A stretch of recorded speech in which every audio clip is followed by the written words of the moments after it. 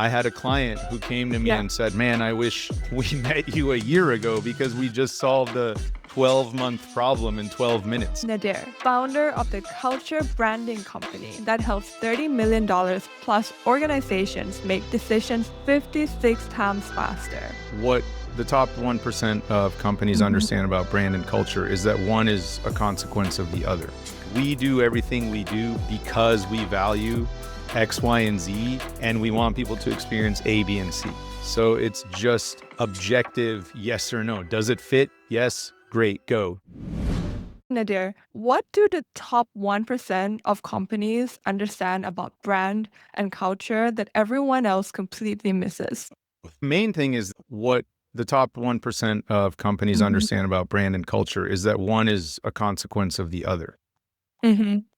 And brand, by definition, is a gut feeling about something. Culture is your lived belief system. So both are a consequence of behavior. So that's what the top 1% of these companies understand, is that how you treat people, how you treat your customers, how you treat your employees. And the word treat is interesting because it includes so many things about when you have guests over to your house. How do they feel when they walk into your house? What do they emulate? What do they see? How do they witness your behavior? How is your house set up? Is the temperature? Do they smell food when they walk in? All these things matter and impact how your guest will feel when they enter the house. And then how do you talk to them? How do you greet them? How do you host them? Do you make them get their own food out of the fridge, or do you bring something to them? Maybe the type of guest is different. Does it even matter? The questions start really building up fast. And so that's what companies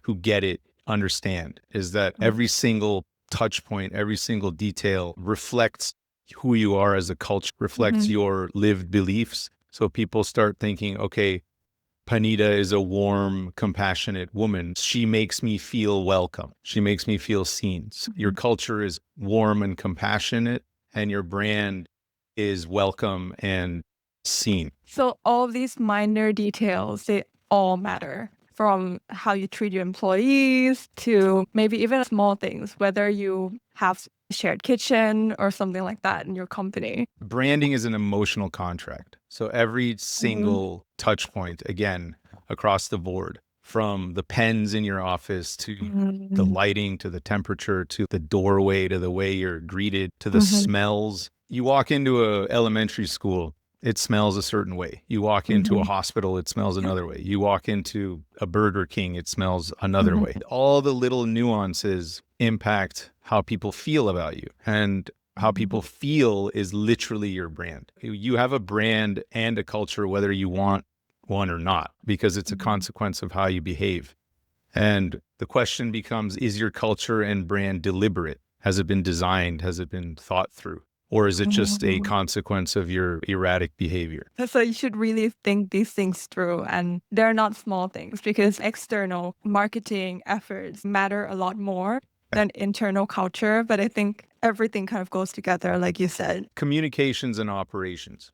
Communications is the foundation underneath why you do everything you do. It is the voice, it is the message, it is the reason. And then operations is a manifestation of those things. I always say operations without communications is incomplete. Communications without operations doesn't exist. So if your brain is your communications and your body is your operations, one can't really exist without the other. And in organization and in industry, this has sort of been forgotten. I believe operations is more important, or communications is more important. And typically speaking, people could put communications on the back end. Do you exercise? Do you do physical exercise and things like that? Do you meditate as well? Do you do mental work? Physical exercise is put above mental exercise, more important. The reason is because meditation is quiet. You don't see it. It's intangible. The effects that meditation have on your mind are not physically visible. You can see your body changing when you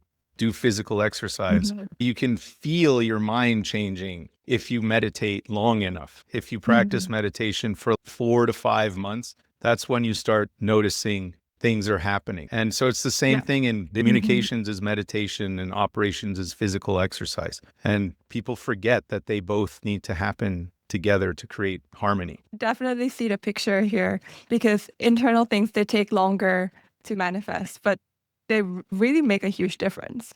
Just like you said with meditation, you can tell someone is really calm in comparison to someone who is not calm. And in the same way, you can see a business that has a strong culture and you can see that outside as well. Even as a customer, you can feel, oh yeah, the employees, they're talking to each other. It's like they're friends. And you want to buy from those people. Customers absolutely feel it when there's a healthy culture because it present in the fact that the employees, the workforce of said company looks like they want to be there. They enjoy being there, all levels. I'm talking about the barista at a coffee shop all the way up to senior level in corporate. So when a company says we need better marketing, where do you usually see the real problem? The brand, in the culture, or somewhere in between? Good question, because who is saying we need better marketing? Because many, if not most, what I always say to that is, let's just go back to your core. Let's go back to the beginning. Why do you exist in the first place? Why should anyone care? Is it you're trying to accomplish? What is the vision here? Is the aspiration? How do you want to change the world? And so on. And then we can start coming backwards and talking about what kind of marketing should we do in order to accomplish that. I think because there's so many shiny AI tools coming out these days, it's very important to think about strategy first and not just going into the tactics. You can pinpoint when this happened. It was when Web2 started. Web2 created the instant feedback loop. So before Web2 is basically social media. So before Web2, communications didn't have a feedback and certainly not a quick feedback loop. There was no feedback loop. It was one-sided. So marketing and advertising and so on would just go in one direction. And you had to do a lot of work to get the feedback. You had to go do mass market research. They go out and test the product. They test the message, test the marketing. That's a very expensive, very long process. And then when Web2 came out, you had instant feedback. Something would go out and right away, the public is responding to it. And in a way, that's great because you can do quick changes. You can do instant adjustments and constantly optimize. So it created a certain kind of efficiency and speed. But at the same time, the speed took over and the efficiency was less focused on. So now it's about speed. And speed reduces quality because you're just thinking about go to market, beat the competition, go to market, beat the competition. And you just keep responding to what people are saying instead of letting it lie for a second. Be specific about what we're trying to do and remain true to ourselves. And the people that will resonate with this thing will come to us and then we'll have longevity. So it's not trivial, a tricky situation, but because we're obsessed with doing things quickly. We want instant gratification. Completely right in that these days, everyone just wants to see immediate results, but immediate results that you see from other companies or founders, they're actually a result of long-term strategy, which may have taken them 10 years to get there. Trying to think of specific examples. Okay, Patagonia, Virgin, even Salesforce. Salesforce is not a very old company, but they've been around now for, at least in the limelight, for 20 years, I think. And they're well known for their company culture and their workplace dynamics and so on. Patagonia is a B2C, Virgin is a B2C, and they've always, Nike, I mean, nobody really does it better than Nike. And Nike has stayed true to their core values and their essence since day one.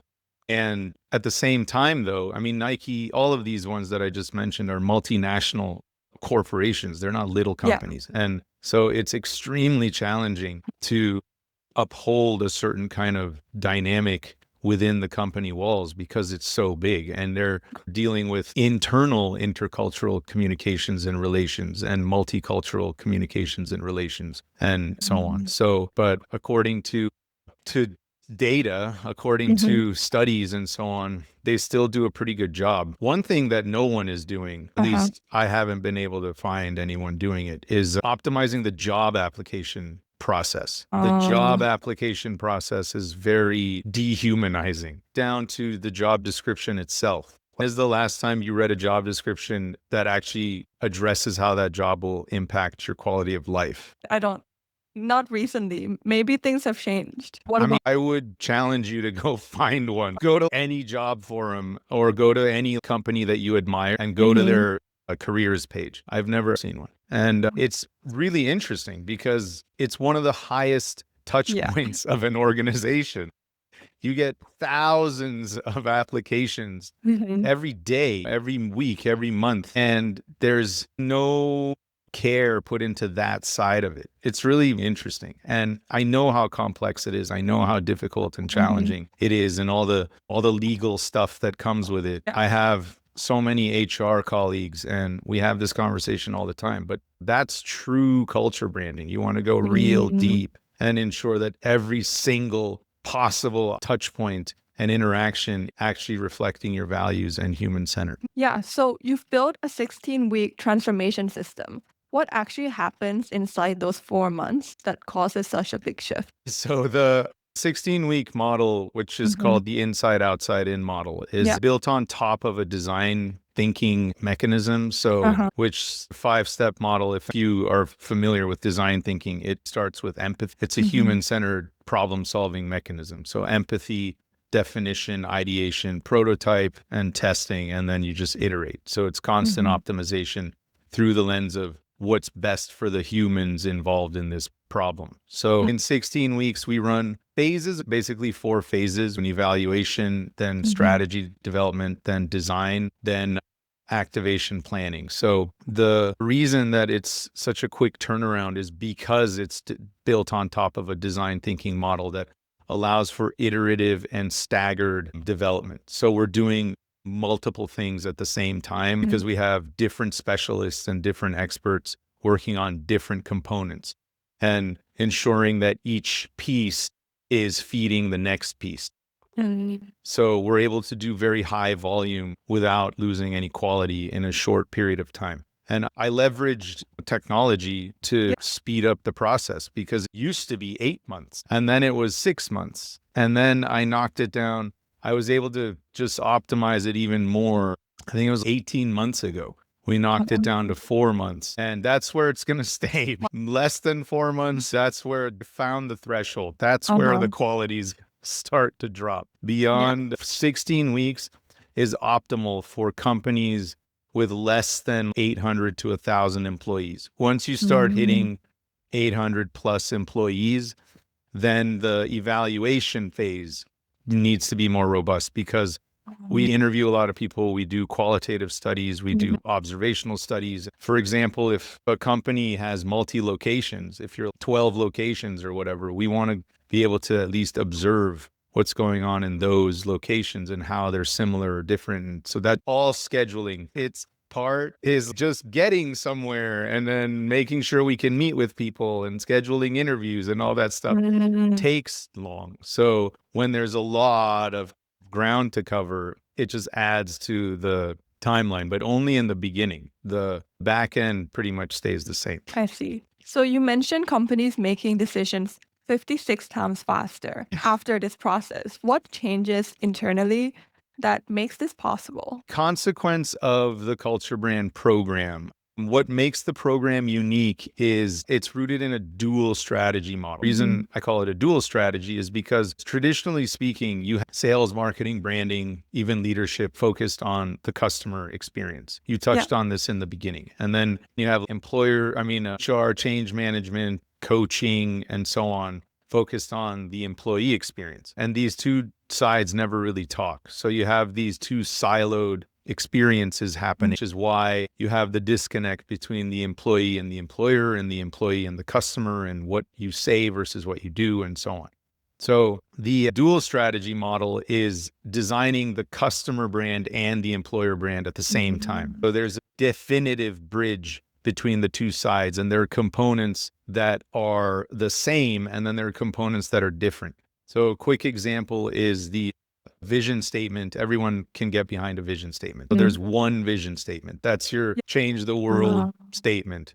So whether you're an employee or a customer or even some stranger walking by, you can get behind that. And then the mission statement is your tactical, how we intend on achieving that vision. So that's two statements, because your method of achieving your vision is not the same with customers as it is with employees. So that's different and keeps happening. There are certain things that are same, certain things that are different. The value propositions are different. Why someone would want to work for you versus why someone would want to buy from you is slightly different on a functional level. But then the proprietary tool that came out of this culture brand program is what I call the culture brand statement. So it's a third statement that is your foundational why you do anything you do. And that combines the entire dual strategy into a single beautiful statement. And that statement is very simple. It says, we do everything we do because we value X, Y, and Z, and we want people to experience A, B, and C. So it's a literal fill in the blanks. That's why it's so elegant, because it can't be more simple than that. Mission statements change in format and wording and syntax, vision statements, and people spend a lot of time developing certain mission statements and so on. This boils it way down into three fundamental non-negotiable values. So we do everything we do because we value, in the case of Blackribbit, we value reliability, compassion, and deliberate action. So it's a three-legged stool. If you lose one value, then the whole thing falls down. They have to work.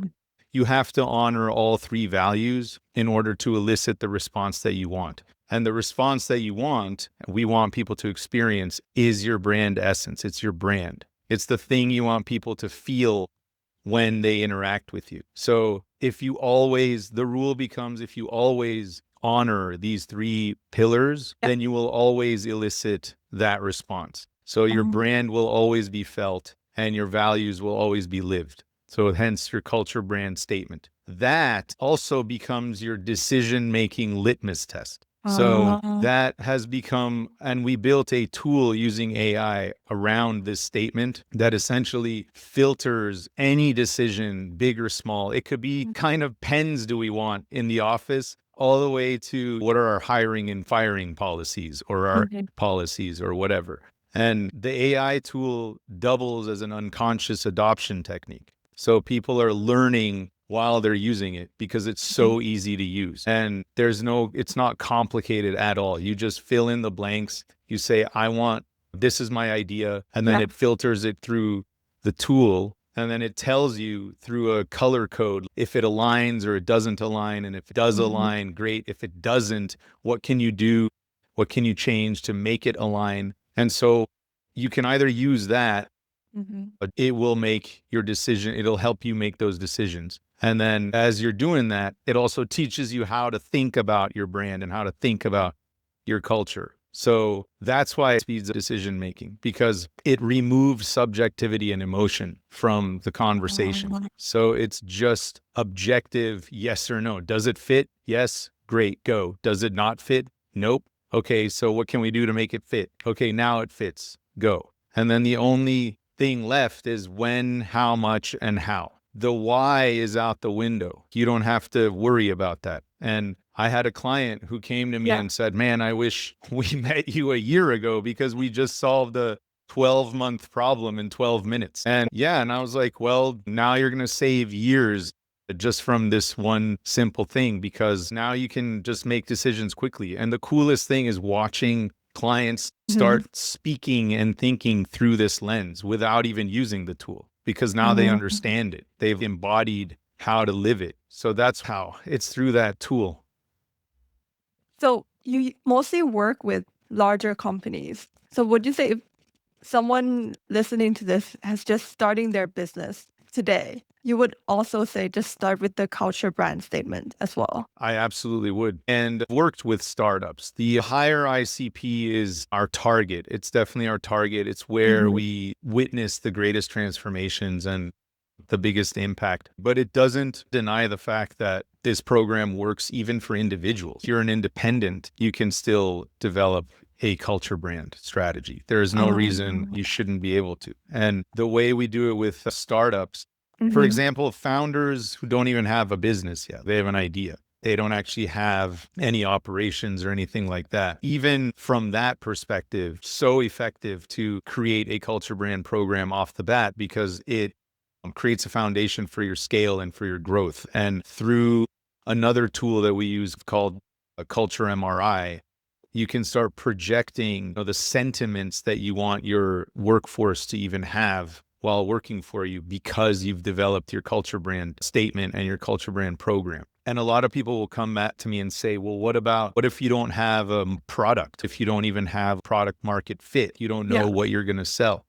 And I say, that's a really good question. But the point of the culture brand program is not to brand or create a strategy around a product or a service. It's to create a strategy around who you are at your core, your organization, so that it can always scale with you.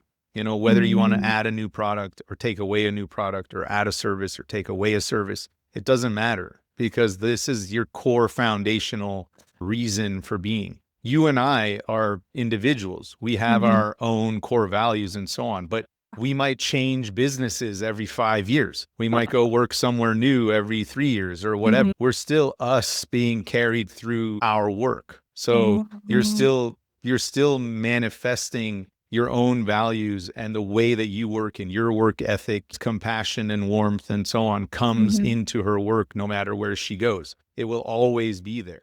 That's what the culture branding program is. It's your foundational identity of who you will always be, which is why it serves you forever. It's a big investment, but it stays with you your entire life. Definitely. It's like how, as individuals, if we don't know our values, it's very hard to make decisions. And this is kind of what you're talking about with business. There's nothing inherently wrong with exploration. It's a good thing. It helps you grow your ego. It helps you grow your parameters, your own boundaries. But even when your ego grows, your core values, the core essence of your being remains the same. You just happen to learn different and more elaborate ways to appeal to your ego. Your ego becomes less stringent. That's what's interesting. And the same thing happens at the organizational level. As long as you define your core, you can grow, can adapt to the times and to circumstances, extrinsic circumstances, market changes, technology, evolution, or otherwise. And the reason is because it's designed. It's all sitting again on top of a design thinking model, which is all about exploiting the past to explore the future. So you're consistently doing this iterative, how do we fit into this? How does this fit into us? How do we fit into this? How does this fit into us? And every time you ask those questions, you lean back into, well, this is who we are, and this is how we exist, and this is what we stand for, therefore, ... Definitely. Thank you so much, Nader, for coming on the podcast. And for any founders watching this, the first question they should be asking themselves to find out what their culture and brand and how it's truly aligned. What question would you leave with our listeners? Look at yourself in the mirror, lock eyes with yourself and ask yourself, would you work for you? Perfect. Thank you so much for coming on the pod. Such a pleasure to be here. If you want the full breakdown, it's on techforfounder.com.